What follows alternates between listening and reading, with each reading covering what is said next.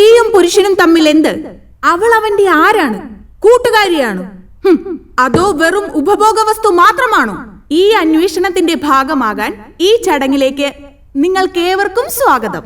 സ്ത്രീ സമത്വവേദിയുടെ ഗർജിക്കുന്ന സിംഹികളെ, നമ്മളിൽ ഓരോരുത്തരിലും നീറിപ്പുകഞ്ഞുകൊണ്ടിരിക്കുന്ന വേദനയുടെ ഒരു നെരിപ്പോടുണ്ട്. ആ ചെറുകനലുകളെ ഊതി ഊതി ഒരു വൻ ജ്വാലയാക്കി മാറ്റുക. ജയ് നാരി! ഇതാ നമ്മുടെ അനിഷേധ്യ നേതാക്കൾ എത്തിക്കഴിഞ്ഞിരിക്കുകയാണ്.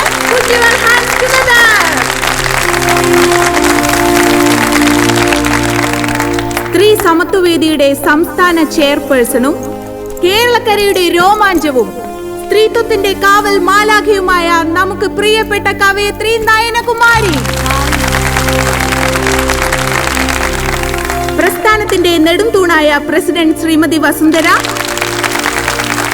Joint secretary Shrimati Gangadevi, joint secretary Shrimati Yashoda, joint secretary Shrimati Cicily.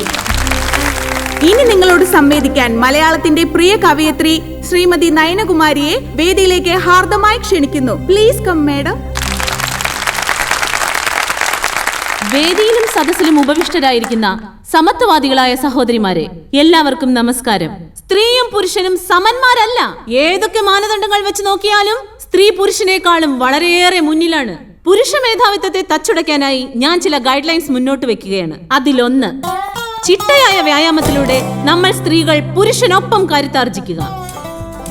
2, അടുക്കളയിലെ പാചക കലാപരിപാടിയിൽ സ്ത്രീയും പുരുഷനും തുല്യ പങ്കാളിത്തവും ഉത്തരവാദിത്വവും ഉറപ്പുവരുത്തുക.